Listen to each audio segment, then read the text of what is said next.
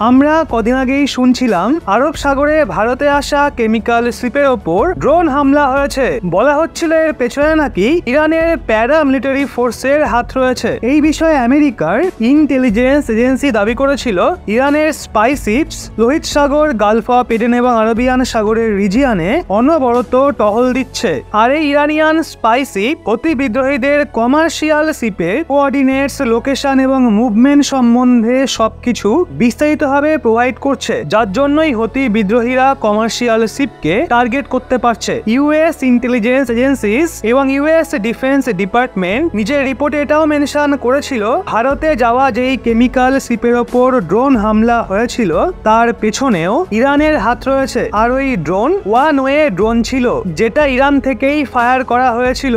US intelligence agencies, US defence department এবং পেন্টাগনের রিপোর্টের পর বিশ্বজুড়ে এই নিউজকে কভার করা হয়। আর অনেক বড় বড় ইন্টারন্যাশনাল নিউজ চ্যানেল এই নিয়ে আর্টিকেল ছেপেছিল।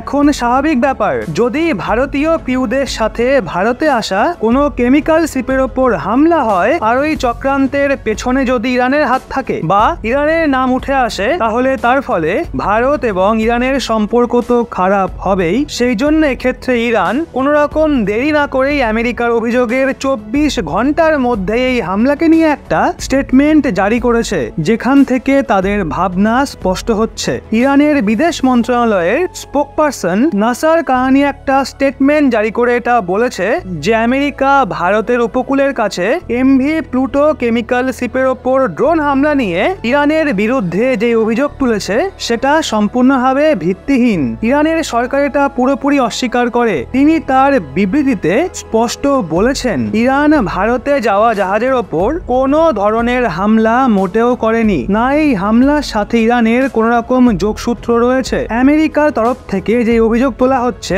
সেটা স্পষ্টভাবে পলিটিক্যাল গেমস এবং পলিটিক্যাল মোটিভেশনের জন্য দেওয়া হচ্ছে। মানে আমেরিকা ইরানের ওপর অভিযোগ এর জন্য তুলছে যাতে ভারত এবং বাকি দেশগুলো ইরানের থেকে দূরে সরে যায়। ইরানের প্রতি ভারতের মনে অসন্তোষ বাড়ে। ইরানের বিদেশ মন্ত্রণালয়ের স্পোকপারসন এটাও বলেছিলেন আমেরিকা ইরানের বিরুদ্ধে অভিযোগ তুলে গাজাতে ফিলিস্তিনি মানুষদের ওপর যেই হামলা হচ্ছে তার উপর থেকে নজর সরাতে চায়, যেখানে বর্তমান ডেটে দাঁড়িয়ে জিওনিস্ট গভর্নমেন্ট ওখানে ইন্টারন্যাশনাল ক্রাইম করছে, ফিলিস্তিনি মানুষদের প্রতারিত করছে, বিশ্বের মানুষদের নজর সেখান থেকে সরাতে চাইছে। সেই জন্যই আমেরিকা ইরানের ওপর অভিযোগের আঙুল তুলেছে। অবশ্য ভারত সরকার এবং ভারতীয় নেভি বিষয়টা নিয়ে তদন্ত করাও শুরু করে দিয়েছে আসল সত্যটা তুলে ধরতে। খুব তাড়াতাড়ি সেই রিপোর্ট পেশ করা হবে। একদিক দিয়ে দেখলে আমেরিকার দাবিও যুক্তিযুক্ত, কারণ যেখানে কেমিক্যাল জাহাজের ওপর